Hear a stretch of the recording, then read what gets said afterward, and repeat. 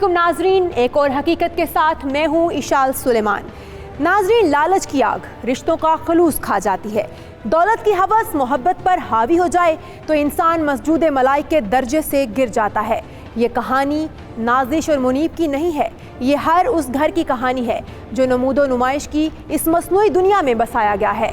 तलख ही सही लेकिन हकीकत यही है। नाजिश इतनी परेशान क्यों हो? क्या बताऊं भाई, कुछ समझ नहीं आती मुझे। फिर भी भाइयों तुम्हारा वही महंगाई का अजाब। इरफान के अब्बू की तनख्वाह बहुत कम है।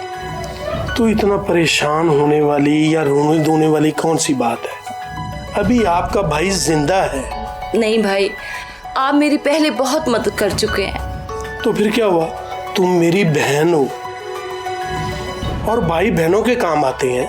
नहीं, बार बार आपसे पैसे मांगना अच्छा नहीं लगता मुझे। ये रखो पैसे, ये रखो। नहीं भाई, ये रख लो, अगर कम हुए तो फोन पे बता देना और दे दूंगा।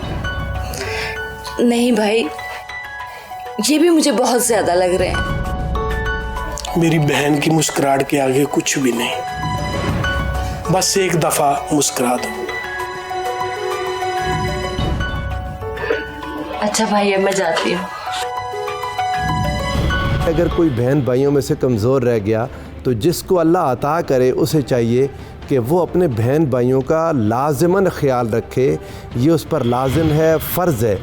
ये तो सगे बहन भाई हैं। नबी करीम सल्लल्लाहु अलैहि वसल्लम ने एक इस्लामी उख़ुव्वत और इस्लामी भाईचारे में बयान किया कि इंसान तब तक मोमिन नहीं हो सकता जब तक वो वही चीज़ अपने भाई के लिए पसंद ना करे जो वो अपने लिए पसंद करता है। अब ये जो भाई जिसका ज़िक्र हुआ, ये इस्लामी उख़ुव्वत और इस्लामी भाईचारा, कलिमा पढ़ने वाला भाई और जो सगा भाई हो, जो जिसके माँ बाप वही हों जो आपके माँ बाप हैं, तो फिर इंसान को चाहिए कि हर मुमकिन कोशिश करे कि अपनी गरीब बहन भाइयों को अपने साथ लेकर चले और हर मुमकिन ख्याल रखे।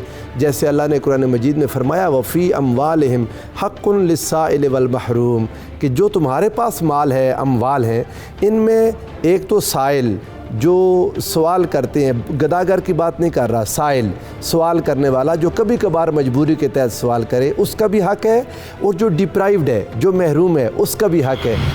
मुनीब भाई शुरू से ही मेरा बहुत ख्याल रखते थे। उन्होंने शादी के बाद भी मुझे कभी परेशानी का एहसास नहीं होने दिया और हर मौका पर मेरी मदद की। कभी ऐसा नहीं हुआ कि मैं उनके घर गई हूँ और उन्होंने मुझे खाली हाथ वापस जाने दिया हो। जितना अच्छा उनका कारोबार चल रहा था उतना ही उनका दिल भी बड़ा था। वो मेरे नखरे उठाते थे। सच कहूँ तो ऐसे भाई नसीब वालों को मिलते हैं। शादी के कुछ अरसे बाद ही मेरे शोहर बेरोज़गार हो गए थे, तो उस वक्त भी मुनीब भाई से हमारी परेशानी ना देखी गई और उन्होंने मेरे शोहर की दुबई में मुलाजमत करवा दी। इस सिलसिले में सारे अखराजात भी उन्होंने ही बर्दाश्त किए और कभी हमसे पैसे नहीं मांगे। उन दिनों मेरी बड़ी ख्वाहिश थी कि मुनीब भाई के साथ मेरा ताल्लुक़ कभी ख़त्म ना हो।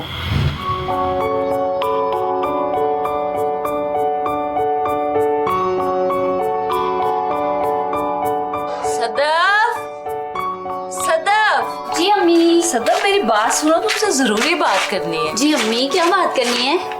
मैं सोच रही हूँ क्यों ना इरफान की बात पक्की कर दूं। वाह, लेकिन किससे? कोई लड़की देखी है क्या? लड़की तो देखी भी है, लड़की का क्या देखना अब? क्या मतलब? किसकी बात कर रही हैं आप? तुम्हारे मामू मुनीब की बेटी। वाह अम्मी, मरियम की बात कर रही हैं? अम्मी, इससे तो अच्छी बात कोई हो ही नहीं सकती। बेटा, तुम्हारे मामू हमारा कितना ख्याल रखते हैं और उनके कितने एहसानात हैं हम पे। अम्मी, मुझसे नहीं रहा जा रहा, मैं अभी भाई को बता के आती हूँ। सदाफ, मेरी बात तो सुनो। ये लड़की भी ना, भाई की मोहब्बत ने बहन को अपने हिसार में ले रखा था। नाजिश और मुनीब के घर खुशियों की बहार आने वाली थी, लेकिन वो दोनों इस बात से बेखबर थे कि तकदीर एक बेरहम हकीकत बनकर उनकी मुंतजर है। जी जी, क्यों नहीं, आप 2 कंटेनर भेज दें। हाँ, पेमेंट हो जाएगी, पेमेंट का कोई मसला नहीं। जी, सैंपल भेज दें।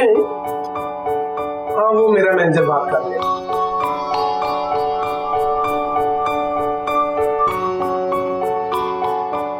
मरियम बेटा, जी अबू। अब्बू के पास भी बैठ जाया करो। अबू आपके पास ही तो होती हूँ, लगता है आज कोई खास बात है। हाँ बेटा, बात तो खास है। कहीं आप अपनी जायदाद मेरे नाम तो नहीं करने वाले? बेटा, मेरा सब कुछ तुम्हारे सिवा किसका है? तुम बस अपने घर की हो जाओ, मुझे यही फिक्र खाई जा रही है। अबू आप ये बादर में आमे कहाँ से आ गई? ये घर मेरा ही तो है। वो तो है, लेकिन अबू कोई खास बात है? बेटा, तुम्हारी फूफो ने इरफान का रिश्ता मांगा है और इरफान मुझे अच्छा लगता है और घर का लड़का है। आपकी मर्जी जानना चाहता हूँ। अबू आप जो बेहतर समझे। बेटा, जो तुम बेहतर समझो वो होगा। मैं तुम्हारे साथ हूँ। अबू आप जो भी फैसला करेंगे मुझे पता है वो बहुत बेहतर होगा। मेरा फैसला तुम्हारे रिश्ते की बात कहीं और करो। नहीं, मैंने ऐसा तो नहीं कहा।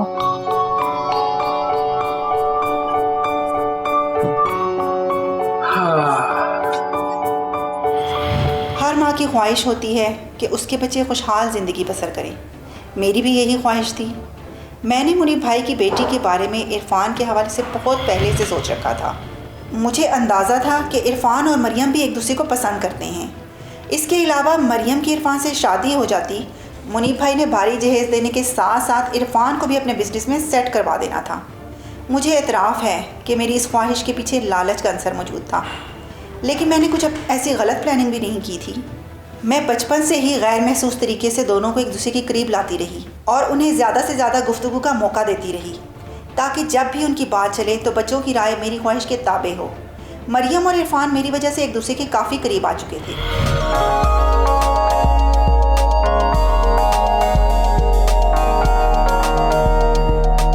फोन पे तो बहुत सर खा रहे थे, मिलना है। बताओ अब क्या बात है? जैसे तुम्हें तो कुछ पता ही नहीं। क्या नहीं पता? वही जो सारे खानदान को पता चल गया। क्या मतलब? कि हमारे खानदान में एक लड़का और लड़की की शादी हो रही है। किसकी? भाई मैं तो शरीफ लड़का हूँ। इरफान के बच्चे में तुम्हारी जान ले लेनी है। अरे नहीं मोहतरमा, अभी से इतनी धमकियाँ? तुम नहीं सुधरोगे। वैसे मुझे तो हंसी आ रही थी, अम्मी को पता ही नहीं था कि मैं तुम्हें पसंद करता हूँ। उन्होंने फिर क्या बोला? कहना क्या है, वो बेचारी डर रही थी कि कहीं मैं इनकार न कर दूं। बड़ी लंबी चौड़ी तमहीद के बाद असल बात पे आई। कहो तो इनकार कर दूं? मेरी अनारकली, अब ये मुकदमा खानदान के बड़ों में जा चुका है और पानी पुलों के नीचे से गुजर चुका है। शहजादे सलीम उठो, सुबह हो गई है और हम पब्लिक प्लेस पर बैठे हुए हैं। उफ, ये पब्लिक प्लेस भी किसी जालिम समाज से कम नहीं। चंद हफ्तों बाद मौलवी के साथ आपके पास आऊंगा अनारकली। फाइनेंशियल स्ट्रेस जो होता है वो हमारा सबसे मुश्किल मरहला होता है ज़िंदगी का। लाइफ में फ़ाइनेंशियल स्ट्रेसेस की वजह से हमें काफ़ी किस्म के इश्यूज़ फेस करने पड़ते हैं। अब अगर इस दौरान हमारा कोई फैमिली मेम्बर या हमारा कोई रिलेटिव हमारा ख्याल रखे तो उससे ऑटोमेटिकली हमारे बॉन्ड्स जो हैं वो स्ट्रॉन्ग होते हैं। अब इस केस के अंदर जो भाई हैं वो अपनी बहन को फाइनेंशियली सपोर्ट कर रहे हैं। बहन नोज़ के she has someone to fall back on, उनको सिक्योरिटी का एहसास है, उनको पता है कि उनके भाई उनकी केयर करते हैं और अगर वो किसी किस्म की मुश्किल में फंस जाएंगी तो उनके भाई उनको उस मुश्किल से निकाल लेंगे। अब यूजुअली केयर, लव, अफेक्शन और एक दूसरे के बारे में फ़िक्र करना, यही एक फ़ैमिली बॉन्ड को जो है वो स्ट्रॉन्ग करता है। तो अगर कोई आपको फाइनेंशियली सपोर्ट कर रहा है, कोई आपको फाइनेंशियली हेल्प कर रहा है, तो उसमें ऑटोमेटिकली आप एक अफेक्शन फील करते हैं एक दूसरे की तरफ। नाजिश अपने भाई की एहसानमंद थी। मुनीब हर मुश्किल वक्त में उसके काम आता था, लेकिन अब कहानी में एक नया मोड़ आने वाला है। मरियम के साथ इरफान की मंगनी के बाद अगली कौन सी खुशखबरी नाजिश की मुंतजिर थी, देखिए एक ब्रेक के बाद।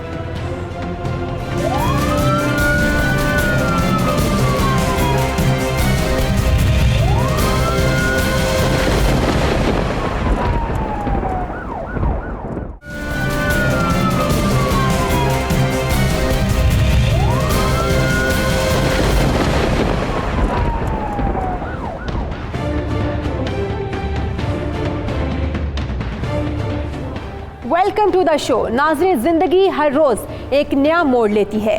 खुशी और गम का चोली दामन का साथ है, लेकिन एक के बाद एक खुशी और कामयाबी के बाद दूसरी कामयाबी का सफर तब्दीलियों का बाइस बन सकता है।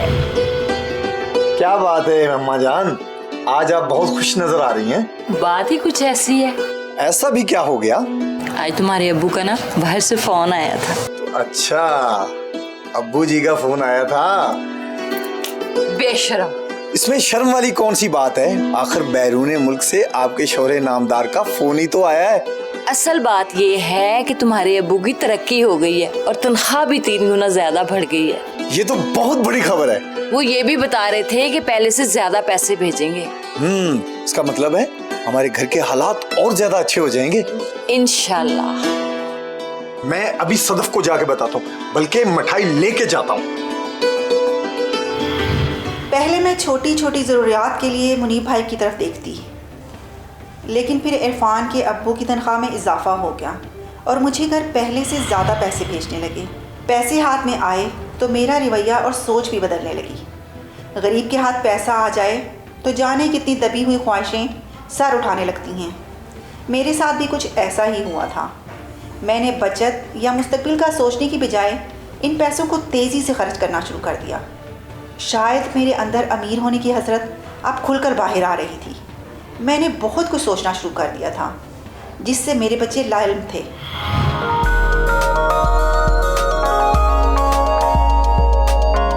तुम तो ईद का चांद ही हो गई हो। ये बहाने बहाने से अपने भाई को चांद बोल रही हो ना? अरे नहीं, तुम्हें चांद बोल रही हूँ। वो तो मैं हूँ, कोई शक है इसमें? अच्छा, तुम हमारे घर क्यों नहीं आती? ना जी ना, मैं मशरकी लड़की हूँ और मशरकी लड़कियाँ ससुराल में शादी से पहले नहीं जाया करती। वो तुम्हारी फुफ्फो का घर भी है। तो यानी इरफान हमसाये के घर में रहता है? तुम नहीं सुधरोगी। मुझे लगता है तुम्हारा भाई ही सुधरेगा। कहानी इतनी भी सादा नहीं जितनी नजर आती है। खुशियों भरे खानदान को जाने किसकी नजर लग गई। मुनीब ने तो सोचा भी ना था कि उसके साथ ऐसा भी हो सकता है। क्या बात है भाई, आप चुप चुप क्यों हैं?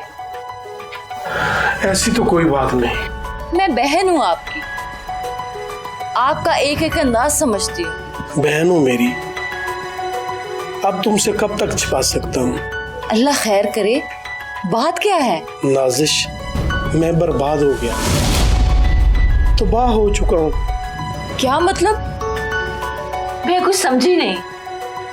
कल गोदाम में आग लग गई थी, सारा स्टॉक जलकर राख हो गया। हो अल्लाह, आपका तो वहाँ लाखों का सामान था। अब ठंडी राख के सिवा कुछ भी नहीं। साथ वाला ऑफिस भी जलकर राख हो गया। अब समझ में नहीं आता क्या करूं। दोस्तों से और बैंक से उधार ले ले, सब ठीक हो जाएगा। पिछले महीने बैंक से उधार लिया था। दोस्त अपनी रकम का मुतालबा कर रहे हैं। लोग भी कैसे मतलब परस्त हैं। आप सब्र करें, बुरा वक्त गुजर ही जाता है। अपना ख्याल रखें और परेशान ना हो। इरफान के मुस्तकबिल के हवाले से मेरी प्लानिंग में कोई कमी नहीं थी, लेकिन मैं भूल गई थी कि तकदीर भी कोई चीज़ है। मुनीब भाई का कारोबार तबाह हुआ तो जैसे मेरे सर पर आसमान टूट पड़ा। मुझे लगा मेरी सारी मंसूबाबंदी और मेहनत पर पानी फिर गया है। मेरे शोहर अब ज़्यादा पैसे भेजने लगे। दूसरी जानिब मुनीब भाई से जहेज़ मिलने की कोई उम्मीद नहीं रही थी। इरफान को सेट करना तो दूर की बात, वो तो अब पहले की तरह अपना घर चलाने के काबिल भी नहीं रहते। मैं अपने बेटे का मुस्तकबिल बर्बाद नहीं कर सकती थी। मुझे मरियम जहर लगने लगी थी। मैंने अपनी तरफ से ये रिश्ता ख़त्म कर दिया और जानबूझकर ऐसा अंदाज़ अपनाया कि कुछ कहे बिना ही उन्हें भी अंदाज़ा हो जाए कि अब ये रिश्ता मज़ीद नहीं चल सकता। शायद मैं खुदगर्ज़ हो गई थी। शुक्र है कार सर्विस की वजह से हमारी इज्जत बची हुई है, वरना बाहर रिक्शे में जाते हुए तो बहुत शर्म आती है। अम्मी, अब हमारे पास भी अपनी गाड़ी होनी चाहिए। गाड़ी तो मैंने बुक करवाई है, लेकिन मिलेगी अगले महीने। यानी इस महीने भी हमें धक्के खाने पड़ेंगे। ये तो है, अभी जब तक हमारी गाड़ी नहीं आ जाती हम एक माह के लिए कार रेंट पे ले लें। सदफ, वैसे कभी कभी तुम्हारे आइडिया बड़े कमाल के होते हैं। लेकिन अम्मी एक मसला है। वो क्या? कार तो हमें चलानी नहीं आती।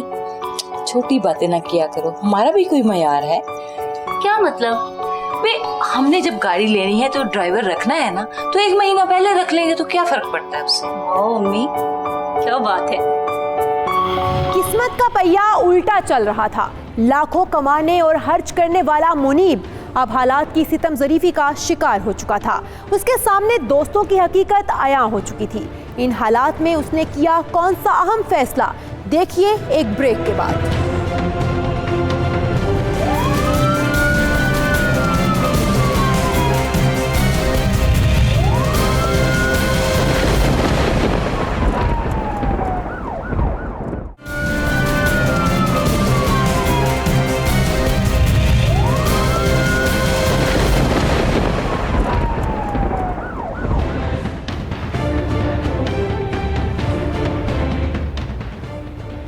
हकीकत में एक बार फिर खुशामदीद। कर्ज ख्वाहों के तकाजे और तबाह होते कारोबार की परेशानियां अपनी जगह, लेकिन हकीकत की दुनिया में आते ही मुनीब को अब सिर्फ एक ही फिक्र खाए जा रही थी। वो जिंदगी का एक बड़ा कर्ज उतारने का फैसला कर चुका था, लेकिन फैसले इंसान की मर्जी से होने लगे तो दुनिया का निजाम कैसे चले।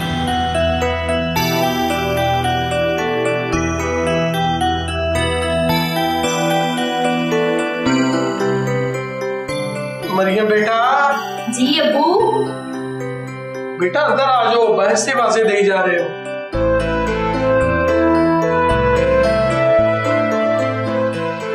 बेटा मेरे पास बैठो।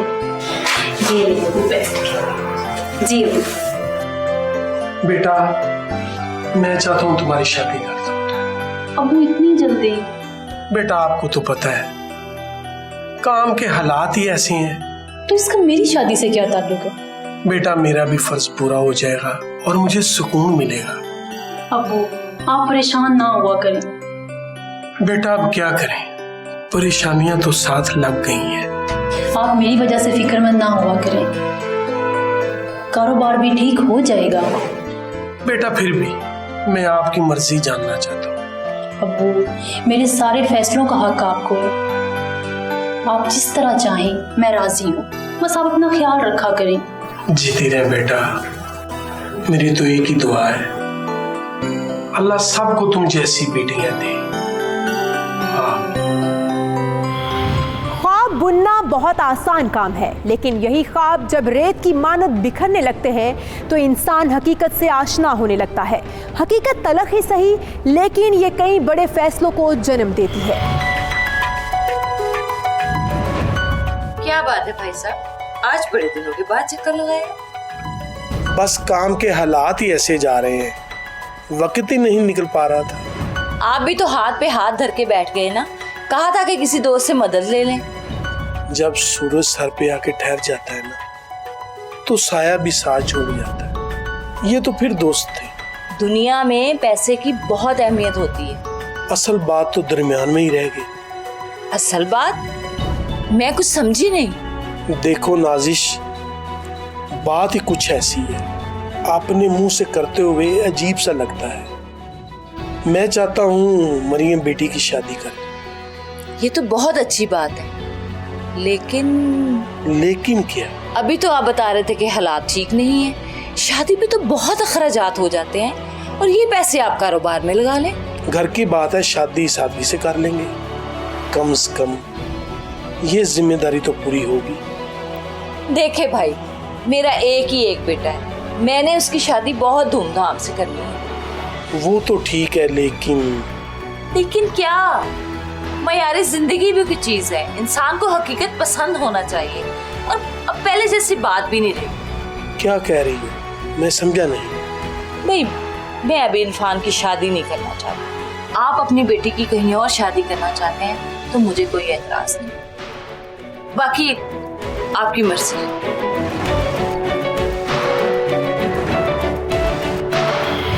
मुनीब भाई ने शायद कभी ख्वाब में भी ना सोचा होगा कि उनके साथ ऐसा हो सकता है। उनको मुझ पर बहुत मान था, लेकिन मैं ही खुद गर्ज बन गई थी। लालच और स्टेटस की अंधी पट्टी मेरी आंखों पर बंधी हुई थी। शायद सच कहते हैं कि लालच इंसान को अंधा कर देता है। मैं चाहती थी कि मुनीब भाई से बराह रास्त ऐसी बात ना करूं, लेकिन दूसरी तरफ इस मामले को मज़ीद लटकाना भी नहीं चाहती थी। मैंने अपने बेटे इरफान के लिए एक और प्लानिंग कर ली थी, जिसके लिए मुनीब भाई का रास्ते से हटना बहुत ज़रूरी था। मेरा ख्याल था कि वो बहुत झगड़ा करेंगे और मुझे बुरा भला कहेंगे, लेकिन मेरे शरीफुन नफ्स भाई ने एक बात भी मज़ीद नहीं की। शायद अब वो मेरे भाई होने से ज़्यादा एक बेटी के बाप की हैसियत से इस मामले को देख रहे थे। जब अचानक से दौलत आ जाती है या पैसा आ जाता है, इंसान वो सारी चीज़ें कर सकता है जो कि वह पहले नहीं कर पाता। वो नई चीज़ें पहन सकता है, वो चीज़ें अफोर्ड कर सकता है जो कि पहले नहीं कर सकते, वो चीज़ें खा पी सकते हैं जो कि पहले नहीं कर सकते।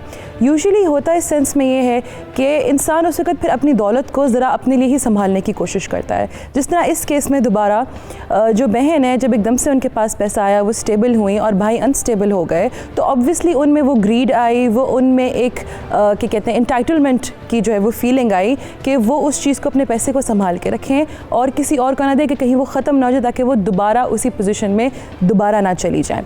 इंसान का यूजुअली फोकस दौलत ज़्यादा मिलने के बाद जो है वो मटेरियल गेन की तरफ ज़्यादा हो जाता है। तो उस सेंस में हम लोग फिर अपने फैमिली को, अपने फ्रेंड्स को जो है वो पीछे छोड़ जाते हैं। इंसान को इस बात की भी इनसिक्योरिटी शुरू हो जाती है कि अगले हमसे दोस्ती सिर्फ इसीलिए करेंगे क्योंकि उनको हमसे पैसा चाहिए, या उनको हमसे मतलब सिर्फ पैसों के लिए है।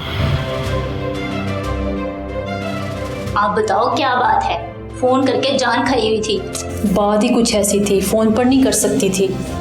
यही तो पूछ रही हूँ, कौन सा अजाब आ गया था? तुम्हारे घर में क्या चल रहा है? क्या मतलब, समझी नहीं? फुप्पो ने अब्बू को रिश्ते से इनकार कर दिया है। अब ऐसी भी बात नहीं, मना तो नहीं किया, लेकिन क्या? लेकिन अम्मी अब बहुत बदल चुकी हैं। शायद उनका इरादा कुछ ऐसा ही है। तुम भी ऐसा कह रही हो? सदफ, तुम तो जानती हो मेरी और इरफान की अंडरस्टैंडिंग के बारे में। जरा हमारी मंगनी हुई थी। मैं तो चाहती हूँ तुम मेरी भाभी बनो। इनफैक्ट इरफान भी यही चाहता है, लेकिन फैसला तो अम्मी ने करना है ना। फिर अब मुझे बताओ, मैं क्या करूँ? मैं तुम्हें ज़्यादा ख्वाब और उम्मीदें नहीं दिलाना चाहती। मतलब फुप्पो बदल चुकी हैं? कुछ ऐसा ही समझ लो। घर में कुछ ऐसे मामला चल रहे हैं। अम्मी ने मामू को साफ इनकार तो नहीं किया, लेकिन शायद वो समझ चुके हैं। मैं तुम लोगों को कभी माफ नहीं करूंगी। तुम लोगों ने मुझे खिलौना समझा, जब मेरे अब्बू का ब्लैंक चेक।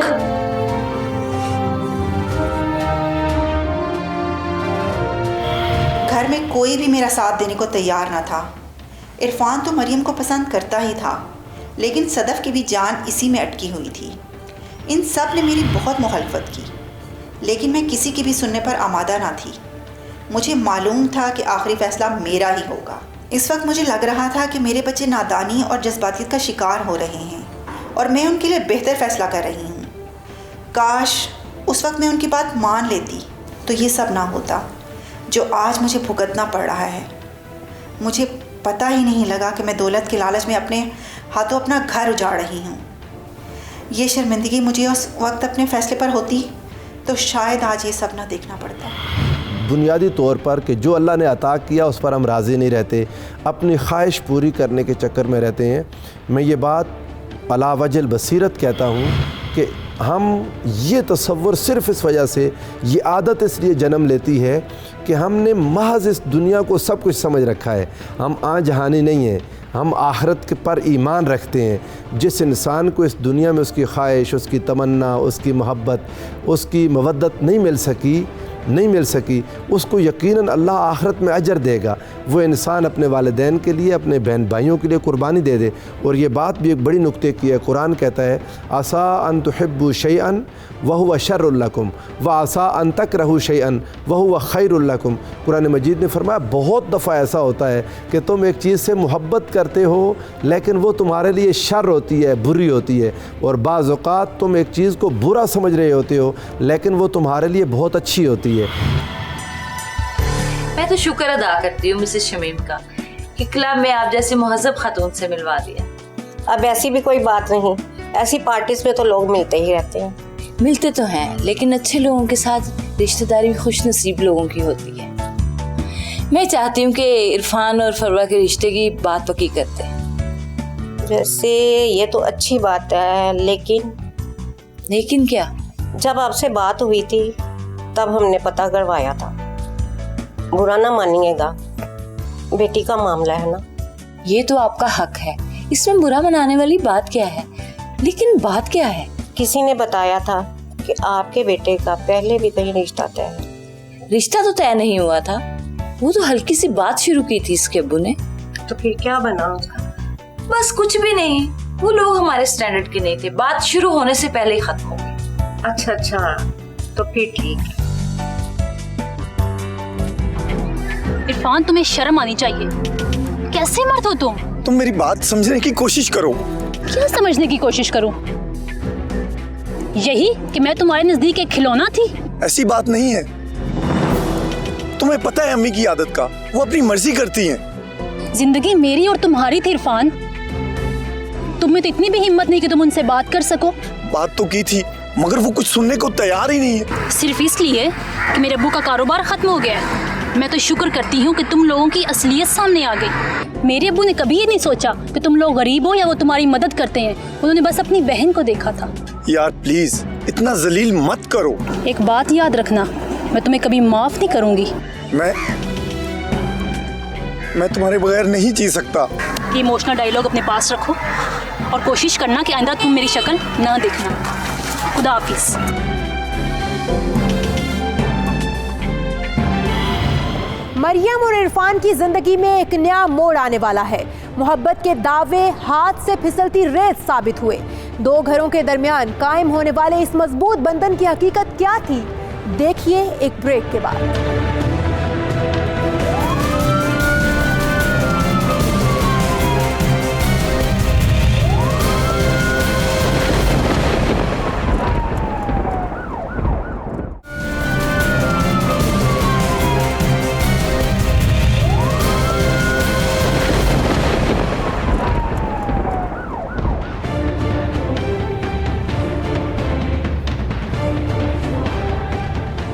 Welcome back. नाज़रीन, मरियम को अपने वालिद की इज्जत प्यारी थी, जबकि इरफान के हाथ उसकी वालिदा ने बांध रखे थे, इसलिए तीर निशाने पर ना लग सका और मोहब्बत का परिंदा अपने हिसार से बाहर परवाज करने लगा था। खूनी रिश्तों और स्टेटस की इस जंग में कौन जीता कौन हारा, आइए देखते हैं। जो बच्चे अपने पेरेंट्स की बहुत ज़्यादा इज़्ज़त करते हैं, बहुत ज़्यादा मोहब्बत करते हैं उनसे, वो उनके ख़िलाफ़ जाना जो है वो उसको ज़रूरी नहीं समझते। तो वो करते ही है कि जो उनके पेरेंट्स ने उनको बात कही होती है वो उसको फॉलो करते हैं, चाहे उसमें उनको खुद सेक्रीफाइसेस क्यों ना देनी पड़े। दूसरी चीज़ ये होती है कि आउट ऑफ फियर भी होता है, जहाँ पे बच्चे अपने पेरेंट्स के लिए, उनके पेरेंट्स के सामने जो है वो स्टैंड नहीं कर सकते, स्टैंड नहीं ले सकते अपने लव्ड वन के लिए। तो उस सेंस में भी यही होता है कि वो पीछे हट जाते हैं एंड वो पेरेंट्स का जो डिसीजन है उसको फिर दबाव के तौर पर कह के पीछे हट जाते हैं।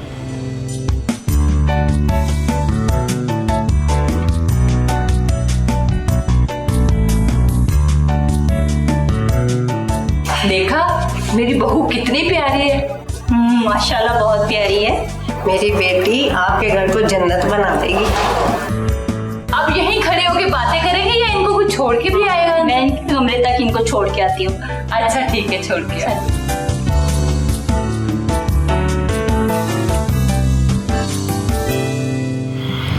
बज़ाहिर नाजिश ने एक मार का सर कर लिया था। ऊंची सोसाइटी में उठने बैठने और बहू की दौलत से बेटे का करियर बनाने के लालच ने उसे अंधा कर दिया था, लेकिन तकदीर खेलने लगी थी उसके साथ एक भयानक खेल, एक ऐसा खेल जो नाजिश को उसकी अपनी ही नजरों से गिरा सकता है।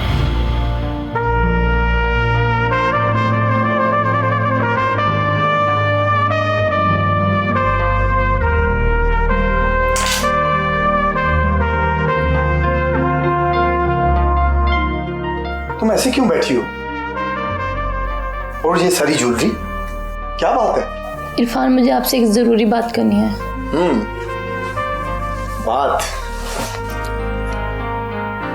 बातें तो सारी रात होती रहेंगी। इरफान, मुझे आपको कुछ बताना है।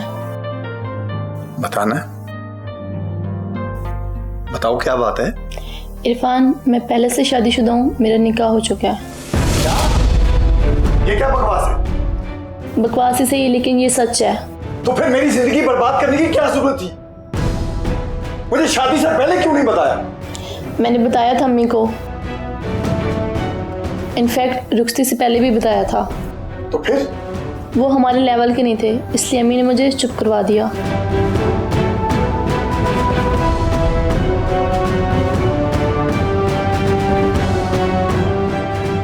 तुम लोगों ने मेरी जिंदगी तबाह कर दी है। मरियम की शादी पर मुझे एहसास हुआ कि मैंने बहुत प्यारी बच्ची अपनी झूठी अना और मसनूई शान शौकत के चक्कर में गंवा दी है। इरफान भी मुझसे नाराज़ था, लेकिन मेरी आंखों पर दौलत और लालच की पट्टी बंधी थी। मुझे अंदाज़ा ही नहीं था कि मैं अपने हाथों अपना घर तबाह कर रही हूँ। मरियम जैसी बच्ची को तो मैं खो बैठी थी, लेकिन इसके बाद जो कुछ हमारी फैमिली के साथ हुआ, इस पर मैं कभी भी ख़ुद को माफ़ नहीं कर सकती। कभी कभी लगता है कि मुझे मरियम की बद्दुआ लगी थी। उसकी शादी तक जो हालात मेरे कंट्रोल में थे, वो उसकी रुखसती के साथ ही रेत की तरह मिट्टी से फिसल गए थे। हमें पहला दचका तो इरफान की शादी पर ही लग गया था। मैंने मुनीब भाई को धोखा दिया था, लेकिन दरअसल धोखा तो मेरे साथ हो गया था। सच कहते हैं, जब हम किसी को धोखा देते हैं तो वो लौटकर हमारे पास ही आता है। मैंने अपनी हैसियत से बड़ी छलांग लगाने की कोशिश की थी और मुझे चोट भी उतनी ही बड़ी लगी। बदकिस्मती से मुझे उस वक्त भी अकल नहीं आई और मैंने उससे सबक सीखने की बजाय अपने बेटे के अरमानों का मज़ीद खून करके सोसाइटी में जगह बनाने की कोशिशें शुरू कर दी। मुझे अंदाज़ा ही नहीं हुआ कि किस्मत मेरे साथ कितना भयानक खेल खेल रही है और मैं इस दलदल में धंसती चली जा रही हूँ। जब तक मैं समझ पाती, उस वक्त तक सब कुछ ख़त्म हो चुका था। ये जो स्टोरी में हुआ कि उसने निकाह कर लिया था, फिर अपनी वालदा के सामने खामोश होगी लड़की। उसे किसी सूरत खामोश नहीं होना चाहिए था। अगर इतना बड़ा उसने कदम उठा लिया और निकाह जाके कर लिया, तो फिर अब ये बात जो उसने दोबारा निकाह के बाद अपने खावंद के सामने खोलनी थी, तो क्यों ना अपनी वालदा को बता दी। बाद में भी तो वालदा को पता चला। इंतहाई गलत हरकत की है इसने, लेकिन जो इसका पहला निकाह चूँकि इन्होंने अदालत के ज़रिए पढ़वा लिया, वही बरकरार रहेगा। दूसरे खावंद ने उसको तलाक दे दी, लेकिन इस लड़की ने धोखा किया और बहुत नुकसान किया। अगले घर वालों की इज़्ज़त को भी ख़राब किया। वो जो इतने मानों से, इतनी चाहत से वो इसकी बारात लेकर आए थे और इज़्ज़त के साथ ब्याह के ले गए थे, अपने घर की इज़्ज़त और बहू बनाया था, इसने उन घर वालों का दिल भी तोड़ा और उनको मुआशरे में रुसवा भी किया। क्या हुआ? इतने गुस्से में क्यों हैं आप? वाह, अब मैं गुस्सा भी ना करूं? हुआ क्या है? कुछ तो पता चले। तुमने हमें इतना बड़ा धोखा दिया, मैं सोच भी नहीं सकती थी। कैसा धोखा? खुलकर बात करें। फरवा का पहले भी निकाह हो चुका था, तुमने ये बात हमसे छुपाई? वो मामला तो शुरू होने से पहले ही खत्म हो गया था। वो लोग हमारे स्टैंडर्ड के नहीं थे। लेकिन निकाह खत्म नहीं हुआ, हमें धोखा दिया गया है। धोखा तो आपने भी मुझे दिया था। मेरे पूछने पर भी आपने नहीं बताया कि इरफान की मंगनी आपके भाई के घर हुई थी। मंगनी और निकाह में जमीन आसमान का फर्क होता है। फर्क आपके और मेरे स्टैंडर्ड में भी है। इसके बावजूद मैंने आपके साथ रिश्ता जोड़ा। रिश्ता जोड़ा? या मेरे बेटे की जिंदगी तबाह कर दी आपने? देखिए, आप जाहिल औरतों की तरह बातें ना करें। इस मसले को हम मिलकर हल करते हैं। मिलकर? कैसे? फरवा आपकी ही बेटी है। मैं अपनी सारी जायदाद उसी के नाम करने लगी। बात खत्म। काश बात खत्म। शादी के लिए बच्चों की मर्ज़ी जानना बहुत अहम चीज़ है और इस पर अमल न करने की वजह से बहुत ख़ानदान बड़े बड़े तबाह व बर्बाद होते हैं, हमने देखे हैं। रसूलुल्लाह सल्लल्लाहु अलैहि वसल्लम ने सैयदा आलम सैयदा फ़ातिमतुज़ ज़हरा सलामुल्लाहि अलैहा, उनका जब रिश्ता आया तो आपने उनसे पूछा। हुज़ूर अलैहिस्सलाम ने एक सुन्नत कायम कर दी। हालांकि रसूलुल्लाह सल्लल्लाहु अलैहि वसल्लम एक वालिद के दर्जे के अलावा रसूल भी थे, अपनी बेटी के लिए भी अल्लाह के रसूल थे। वमा काना लिमुमिनिन वला मुमिनतिन इज़ा क़दल्लाहु व रसूलुहु अमरन अन यकून लहुमुल खियरा।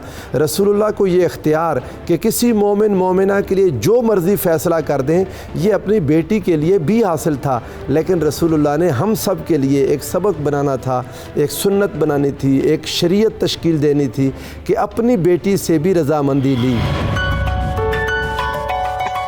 पता नहीं क्या हो गया था मुझे। अब क्या हो गया? क्यों इतनी परेशान बैठी हैं? बस गलती हो गई। एक ही एक बेटा था मेरा, उसके साथ ही सब कुछ हो गया। अब ऐसी भी क्या गलती कर दी हमने? किसी के साथ भी ऐसा हो जाता है। अच्छा था मरियम को ही ले आती। देखा था शादी पे कितना रूप आया उस पे। उसके जैसी अच्छी तो कोई हो ही नहीं सकती। इरफान भाई के साथ उसकी अच्छी अंडरस्टैंडिंग भी थी। काश सब अच्छा हो जाए। अब कुछ ठीक नहीं हो सकता। सब कुछ खत्म कर दिया आपके लालच ने।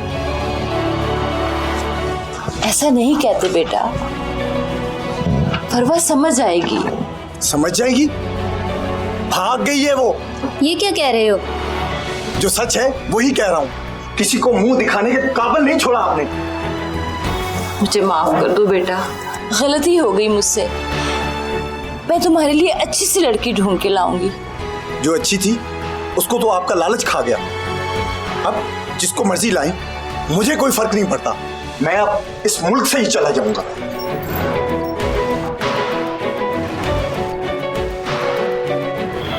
इरफान मुल्क से बाहर चला गया। वहां उसने किसी गैर मुल्की से शादी की, लेकिन घर बसाने में कामयाब ना हो सका। मां की हजारों इल्तिजाएं भी उसे वतन वापस आने पर मजबूर ना कर सकी। नाजिश का लालच उसका अपना बेटा खा गया था। अब वो ख्वाबों की दुनिया से हकीकत में आने लगी थी।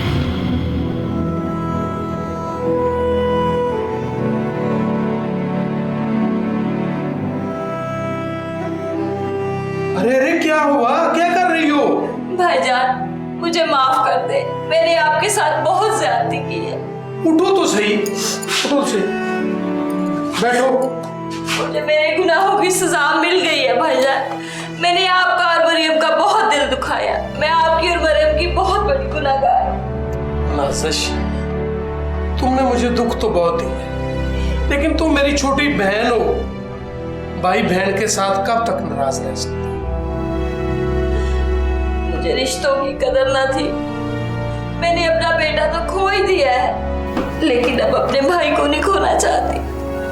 नहीं बहन, अल्लाह आपको सलामत रखे, सब ठीक हो जाएगा।